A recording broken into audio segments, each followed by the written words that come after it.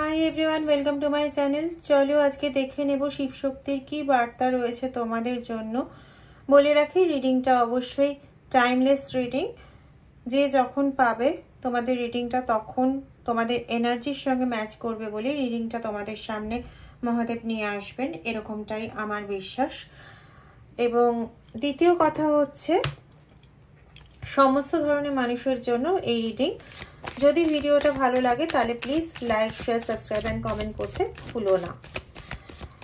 এর মধ্যে বলে রাখা এটা খুব প্রয়োজন, আমার সমস্ত সাবস্ক্রাইবার, সমস্ত কমেন্টস যারা লেখো, যারা আমার ভিউয়ার্স, তাদের সকলকে আমার অনেক অনেক অনেক অনেক ভালোবাসা। বিকজ খুব অল্প দিনের মধ্যেই তোমাদের এত ভালোবাসা পেয়েছি, তোমরা রিডিংগুলো এত পছন্দ করো। অবশ্যই রিডিংগুলো আমার করা রিডিং নয়, মহাদেব যা বার্তা দেন কার্ড এনার্জির মাধ্যমে সেগুলোই পরিবেশন করা তোমাদের সামনে। তোমরা এগুলোকে এত পছন্দ করছো, এর জন্য আমি অত্যন্তভাবে কৃতজ্ঞ তোমাদের কাছে। আর এভাবেই সাপোর্ট করো, এভাবেই পাশে থেকো। হর হর মহাদেব, ওম নমঃ শিবায়। চলো দেখে নি কি বার্তা আসছে আজকের জন্য। প্রথম 5টা কার্ড নেব, তারপরে দেখব কি বার্তা আছে। ওম নমঃ শিবায়, ওম নমঃ শিবায়, ওম নমঃ শিবায়।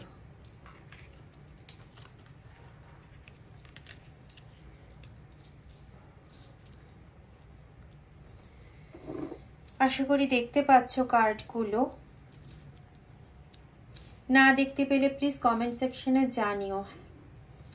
আচ্ছা দেখো, কার্ড এসছে অ্যাবান্ডেন্স, কার্ড এসছে এক্সিস্টেন্স, কার্ড এসছে ড্রিম, কার্ড এসছে ট্রাভেলিং, কার্ড এসছে ম্যাচুরিটি। ওভারঅল কার্ডগুলো কিন্তু খারাপ কার্ড আসেনি। তোমাদের যা ড্রিম ছিল, যা তোমাদের ইচ্ছে ছিল, সেটা রিলেশনশিপ হতে পারে, সেটা তোমাদের কর্মক্ষেত্রে হতে পারে, সেটা জাগতিক যে কোনো দিকের হতে পারে। সেই সমস্ত জিনিসগুলোর জন্য তোমরা যথেষ্ট ম্যাচিওরলি জিনিসগুলোকে হ্যান্ডেল করেছো এবং সেই রিলেটেড অ্যাবান্ডেন্স তোমার লাইফে এক্সিস্ট করা শুরু করেছে। এক্সিস্ট করা শুরু করেছে কেন বললাম আমি জানি না, দেখা যাক, পরবর্তী এক্সপ্লেনেশন নিই। কোথাও গিয়ে তোমার মরাল ভ্যালু নিচের দিকে হচ্ছে, তার মানে কোনো কিছু ভালোর দিকে যখনই টার্ন নিচ্ছে তখনই সেটা কোনোভাবে লোয়ার হয়ে যাচ্ছে। মানে কিছু ভালো শুরু হতে হতেই যেন আটকে যাওয়া, এরকম একটা ব্যাপার হচ্ছে। সেটা রিলেশনশিপ হোক, বললাম এখানে যেরকম ড্রিম তোমার ছিল সেই ড্রিম হতে পারে রিলেশনশিপ ওরিয়েন্টেড, সে ড্রিম হতে পারে তোমার কাজ ওরিয়েন্টেড, সে ড্রিম হতে পারে তোমার নিজস্ব অন্য কোনো সাইকিক এবিলিটি ওরিয়েন্টেড। এখানে আমি এই রকম এনার্জিও পাচ্ছি। কেউ হয়তো ঈশ্বরের দিকে প্রচণ্ডভাবে মনোনিবেশ করেছো, হয়তো আটকে যাচ্ছ। মানে এরকম হচ্ছে যে কিছুদিন জব ধ্যান করছো, তারপরে হঠাৎ করেই তোমার জব ধ্যান বন্ধ হয়ে যাচ্ছে, এরকম একটা এনার্জি পাচ্ছি। আমি জানি না কার কার সঙ্গে ম্যাচ করবে। হতে পারে সে কৃষ্ণ ভক্ত, হতে পারে সে আল্লাহর ভক্ত, হতে পারে সে অন্য কিছু, মানে অন্য কোনো ধর্মের উপাসকও হতে পারে এখানে। কিন্তু বেশি পাচ্ছি কৃষ্ণ ভক্ত বা বিষ্ণু ভক্ত, এরকম ধরনের পাচ্ছি। শৈব ভক্ত কিছু জনের এনার্জি এখানে পাচ্ছি, যাদের জব ধ্যান করতে করতে আটকে যাচ্ছে এবং যাদের বয়স মোটামুটি 40 থেকে 42 বছর, 40-41 বছর থেকে নিয়ে 65-67 বছর পর্যন্ত, ঠিক আছে, এরকম বয়সসীমার মধ্যে কিছু মানুষের ক্ষেত্রে এই ধরনের প্রবলেম অ্যারাইজ করছে। আচ্ছা, কারোর ক্ষেত্রে হয়তো সন্তানের বয়স 20-22, তাদের ক্ষেত্রেও এরকম ধরনের সমস্যা হচ্ছে, ঠিক আছে, তাদের ক্ষেত্রেও কিন্তু এরকম ধরনের সমস্যা হচ্ছে। মানে তারা কোনো চাকরির ক্ষেত্রে ঢুকে মনোযোগ দিচ্ছে, দিয়ে কিছুদিনের মধ্যে তাদের সেই চাকরির ক্ষেত্র থেকে অবসর নিতে হচ্ছে বা সরে আসছে। হয়তো সেই চাকরির যে রেমুনারেশন হয়, যে বেতনটা হয়, সেটা না নিয়ে অবধি সরে আসছে। হয়তো সেই জায়গায় ঝামেলা করছে, ঝামেলা করে সরে আসছে। এই নিয়ে একটা ভালো রকমের সমস্যা তৈরি হয়েছে বাড়িতে, এবং বাড়ির লোকেদের সঙ্গে তার মনোপুত হচ্ছে না। কিন্তু এমন নয় যে সে ওরকম টাইপের মানুষ। তার সমস্ত কিছু, ওই যে বললাম, জীবনের সমস্ত কিছু তার পোস্টপনমেন্ট হয়ে যাচ্ছে, সব কিছুই যেন আটকে গিয়ে বারবার করে পিছিয়ে যাচ্ছে। হয়তো কারো শারীরিক অবস্থার ক্ষেত্রে উন্নতি হচ্ছে, অনেকটা উন্নতি হয়ে গেল, হঠাৎ এমন কিছু হলো, ডাক্তারের কাছে যাওয়া হলো, ডাক্তার বললেন না আরও বেশ কিছুদিন সময় লাগবে। বা কেউ হয়তো আগে কোনো সমস্যার সমাধানের জন্য বা সমস্যার প্রতিবিধানের জন্য কোনো রেমেডি করেছিলে, এবং সেই রেমেডি করে ঠিকঠাক মতন রেজাল্ট পেতে পেতে আটকে গেছো, আবার তার কাছে গেছো, সে বলেছে আরও কিছুদিন সময় লাগবে, বা নতুন কোনো রেমেডি সে দিয়েছে। এরকম ধরনের বিভিন্ন সমস্যার ইঙ্গিত আজকে আমি পাচ্ছি, যেগুলো তোমরা ফেস করছো সংসার জীবনের ক্ষেত্রে। এবং যারা বেশি করে ওয়ার্কিং এবং মানে ঘরের সমস্ত কাজকর্ম সামলাও, তাদের প্রত্যেকটা ক্ষেত্রেই এই রকম ধরনের ঘটনা ঘটছে, এবং তারা রীতিমতো ব্যতিব্যস্ত হয়ে উঠেছো।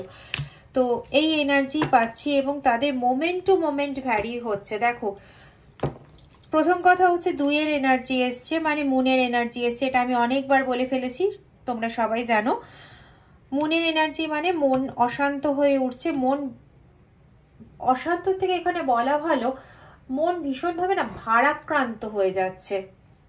মানে কোনোভাবেই যেহেতু কোনো সমস্যার সমাধান করা যাচ্ছে না, এই এতটুকু একটু সমস্যার কোনো রকম রিলিফ চোখে দেখা গেল কি গেল না, আবার নতুন করে সমস্যা শুরু।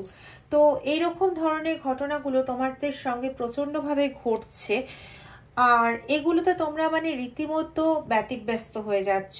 তো এটা যেন মানে রেগুলার বেসিসে একটা ঘটনা হয়ে দাঁড়িয়েছে, মানে রেগুলারের ঝড়ঝঞ্ঝা। আর এতেই তোমরা এতটা বেশি ব্যতিব্যস্ত হয়ে যাচ্ছ, এতটা বেশি নিজেদের মানসিকভাবে ক্ষতিগ্রস্ত করে তুলেছ, যে মানে জীবনে মনে হচ্ছে যেন প্রত্যেকটা মুহূর্তে তোমাদের, বলে না যে ঘূর্ণবাদ সৃষ্টি হওয়া বা ঝড় বয়ে যাওয়া, প্রত্যেকটা মুহূর্তে মনে হয় তোমাদের এরকম ঝড় চলছে। প্রত্যেকটা মুহূর্তে জীবন এক একটা করে চেঞ্জেস দেখাচ্ছে, এবং যে মুহূর্তে একটু ভালো চেঞ্জেস দেখাচ্ছে, একটু স্বস্তির আশ্বাস পাচ্ছ, পর মুহূর্তে এমন কিছু ঝড় বয়ে যাচ্ছে যে স্বস্তির আশ্বাস তো অনেক দূরে চলে গেল। মানে ব্যাপারটা এতটাই কমপ্লিকেটেড হয়ে গেল যে ওই যে স্বস্তি পেয়েছিলে সেটাও ভুলে যেতে বসেছে। এবং কারো কারো ক্ষেত্রে আমি এই এনার্জি পাচ্ছি, যারা বিশেষ করে 777 দেখছো, এর মধ্যে আশা করি তোমরা ক্লিয়ার হয়ে গেছো। যারা আমার ভিডিও রেগুলার বেসিসে দেখো তারা ক্লিয়ার হয়ে গেছো যে এই নাম্বার দেখার বিষয়বস্তুটা কি। কারণ কমেন্ট সেকশনে অনেকেই লিখেছিলে এর আগে যে নাম্বার, দিদি অনেকেই বলে নাম্বারের কথা, তো নাম্বার দেখার বিষয়বস্তুটা কি, ব্যাপারটা কি। তো সেটা আমি বলেছিলাম, দুজন বা কয়েকজন আনসারও দিয়েছিলেন যে এবার বুঝতে পেরেছেন। তো সেটা আবারও বলি, 777 দেখছো মানে হচ্ছে কোনো না কোনোভাবে হয় তোমার মানে ইমাজিনেশনে আসছে, না হলে এমন কোনো ধরনের নাম্বার দেখছো, বা ওই যে ডিল থাকে বা বিভিন্ন কিছু থাকে, আমরা সোশ্যাল মিডিয়াতে যখন সংখ্যাগুলো দেখি তার মধ্যে 7-এর আধিক্য বেশি পাচ্ছ, ঠিক আছে। তো যারা এই ধরনের জিনিসগুলো পাচ্ছ আর কি, বিশেষ করে এই 777 যারা দেখছো তাদের ক্ষেত্রে এই জিনিসটা ভীষণভাবে হচ্ছে। মানে খুব দ্রুত গতিতে চেঞ্জেসগুলো জীবনে আসছে। মানে হয়তো 3 মাসও টিকছে না একটা সুখের অস্তিত্ব। 3 মাস অনেক বেশি বলে ফেললাম, আমি ম্যাক্সিমাম এনার্জি পাচ্ছি 1.5 থেকে 2.5 মাসের। তো আমি 3 মাসটা একটু বেশি বলে ফেললাম আর কি। আমি এনার্জি কিন্তু 3 মাসের পাচ্ছি না, সত্যি কথা বললাম।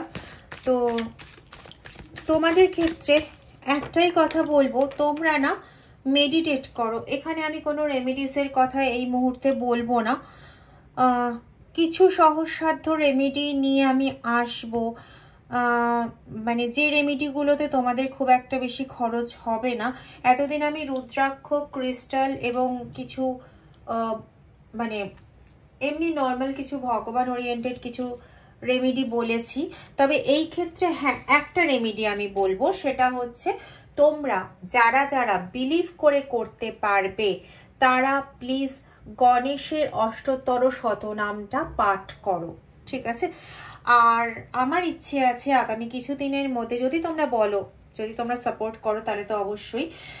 বিভিন্ন রকম স্তোত্র নিজে যেটুকুনি পারি আর কি, এমন নয় যে আমি খুব ভালো পাঠ করি, তার থেকে ভালো পাঠ তোমরা সোশ্যাল মিডিয়াতে পেয়ে যাবে।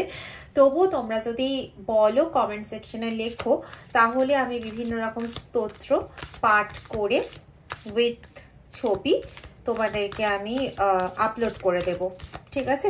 যেখানে ধরো বিষ্ণু সহস্রনাম থেকে শুরু করে বা রাধা নাম, কৃষ্ণ নাম, বিভিন্ন কিছু মহামন্ত্র থেকে শুরু করে এগুলো আমার ইচ্ছে আছে। আমি জানি না তোমরা কতটা সাথ দেবে। তোমরা যদি সাথ দাও তাহলে এটা আমি করব, মানে এটা আমার একটা ড্রিম। তো তোমরা সাথ দিলেই করব, কারণ এই ট্যারোট চ্যানেল তোমরা দেখে নিতে পারো কতদিনের পুরনো। তোমাদের সাথ দেওয়াতেই এটা এগিয়েছে। হ্যাঁ, অবশ্যই ঈশ্বর রিডিংগুলো সেরকমই দিয়েছে যেগুলো তোমাদের কাজে লেগেছে বা তোমাদের ভালো লেগেছে। তো ঈশ্বরের ধন্যবাদের সাথে সাথে অবশ্যই তোমাদের ধন্যবাদও প্রাপ্য। তোমরা ভালো থাকো এবং এভাবেই সাপোর্ট করো। আর ওটা প্লিজ জানিও আমি স্তোত্র নিজের মতন করে বলে আপলোড করব কিনা। যদিও তোমাদের বলার আগেই আমি কালকে একটি এই নামের মাথা যেটা নিয়ে খেয়েছিলাম আর কি, সেটা আমি আপলোড করে দিয়েছিলাম। যদিও ওটা কোনো স্তোত্র ছিল না, ওই একটা কীর্তনের 2-3টে লাইন ছিল, কিন্তু সেটাও নিজের মতন করে। যাই হোক, এখানে যেটা কার্ড এসেছে দেখো, কন্ট্রোলের কার্ড এসেছে। তো তোমাদেরকে যেটা বলতে চাইছিলাম, একটা তো হচ্ছে গণেশের অষ্টতর শতনাম। এটা তোমরা রোজ পাঠ করবে। কখন পাঠ করবে? খুব ভালো হয় স্নান করে যখন পুজো দিচ্ছ তখন যদি পারো পাঠ করে নাও, আর না হলে পরে যখন সন্ধেবেলা পুজো করছো তখন বসে পাঠ করে নাও। একটাই জিনিস খেয়াল রাখবে, কোনোভাবে মাটিতে বসে বা মাটির ওপর ডিরেক্ট দাঁড়িয়ে কিন্তু করবে না। আসনে বসে বা কোনো আসনের ওপর দাঁড়িয়ে করবে, ঠিক আছে? কোনো কাপড়ের ওপর দাঁড়িয়ে করবে, মানে তোমার ডিরেক্ট কন্ট্যাক্ট যেন ভূমির সঙ্গে না হয়। এখানে একটা কারণ আছে, কারণ হচ্ছে তুমি যে এনার্জিটা গেইন করলে থ্রু মেডিটেশন, থ্রু ইয়েতে স্তোত্র পাঠ করে, সেই এনার্জিটা দেন অ্যান্ড দেন তোমার গ্রাউন্ডে চলে যাবে, যদি না কোনো মাঝখানে সেপারেটার কিছু থাকে, ঠিক আছে? তো এই জন্যই আসনে বসা বা কাপড়ের উপর দাঁড়ানোর কথা, বা মোজা পরেও করতে পারো, যদিও এটা শীতকাল নয়, খুব অদ্ভুত ধরনের একটা কথা শোনাবে, সেজন্য আমি বেশি বলতে চাইছি না এটা। যাই হোক, চলে আসি যেটা তোমাদের বলছিলাম, তোমরা প্রচন্ড এক্সস্টেড হয়ে যাচ্ছ, কারণ বারংবার করে যদি কেউ ভুগতে থাকে, সেটা আমি হই, রাম শ্যাম যদু মধু যেই হোক না কেন, বারবার করে একই জিনিস যদি জীবনে রিপিট হতে থাকে, তাহলে ওই যে যখন সুখের মুহূর্তটা আসছে না, তখনও আমরা সেটাকে উপভোগ করতে পারি না, তখনও আমরা সেটাতে এক্সস্টেড হয়ে থাকি। মনে মনে ভাবি এই তো এসছে, তো আর কদিনের মধ্যে চলে যাবে, এই ভাবনাতে আমরা আরো তাড়াতাড়ি হারিয়ে ফেলি, ঠিক আছে? এটা কেন, এটা নিয়ে আমি একদিন একটু বকবক করব, সেদিন যদি তোমাদের শুনতে হয় তাহলে শুনো, তোমরা ডিটেলসে অনেক কিছু আশা করি পেয়ে যাবে। নিজেদের মধ্যে অনেক সময় না তোমরা ভীষণভাবে গিল্ট ফিল করো, বিশেষ করে তোমাদের আশেপাশের যে ব্যক্তিত্বরা আছে যারা এরকম ধরনের সমস্যা ফেস করে, যেমন ধরো তোমার সন্তান হতে পারে, বা তোমার আমি বেশি করে এখানে সন্তানের এনার্জি পাচ্ছি, যাকে তুমি হয়তো বকাবকি করছো এবং সে খুব গিল্ট ফিল করছে, এবং এই গিল্ট ফিল থেকেই সে অত্যন্ত বেশি অবসাদে চলে আসছে এবং এক্সস্টেড হয়ে যাচ্ছে, এবং পরবর্তী অ্যাওয়ারনেসের কথা সে ভাবতেও ভয় পাচ্ছে যে আমি আবার কিছু ভাববো। তোমরাও হয়তো অনেকে থাকতে পারো যাদের ক্ষেত্রে হয়তো সংসারে কোনো রকম ভুল ভ্রান্তি হচ্ছে। হ্যাঁ, এটা একটা আছে যে তোমরা হয়তো পিওর ওয়েতে সংসার করো, ঠিক আছে? সেখানে তোমাদের সংসার করতে গিয়ে আমাদের প্রত্যেকেরই যে কোনো কাজেই আমাদের ভুলভ্রান্তি হয়, বিশেষ করে আমি প্রচুর ভুলভ্রান্তি করি, এর জন্য মার কাছে প্রচুর ঝাড় খাই। তো হয়তো তোমরা কাজকর্ম করতে গিয়ে কিছু ভুলভ্রান্তি করলে, কিন্তু সেটা কখনো না মাপের যোগ্য হয় না, মানে মাফ পাও না, ঠিক আছে? তো এরকম একটা ব্যাপার। আর এর সঙ্গে যেটা পাচ্ছি যে বারবার বারবার একই ধরনের ভুল তোমাদের দ্বারা হয়ে যাচ্ছে, এটা কিন্তু অনিচ্ছাকৃত। আগেরটা যেটা ছিল সেটা তুমি ইচ্ছাকৃত করছো না, কিন্তু তবুও তুমি যেন কোনোভাবেই মাপ পাচ্ছ না, এটা গেল একরকম। আর দ্বিতীয়টা হচ্ছে যে তুমি ইচ্ছাকৃত নয়, জিনিসটা আদৌ ইচ্ছাকৃত নয়, বারবার তোমার দ্বারা অনিচ্ছাকৃতই একই ভুল হয়ে যাচ্ছে, তুমি নিজেও চাইছো না ওই ভুলটা করতে, কিন্তু বারবারই যেন অনিচ্ছাকৃতভাবে তোমার দ্বারা ভুলটা হয়ে যাচ্ছে। আমি একই কথা কিন্তু বারবার রিপিট করছি, ঠিক আছে? একটু বোঝার চেষ্টা করো। এবং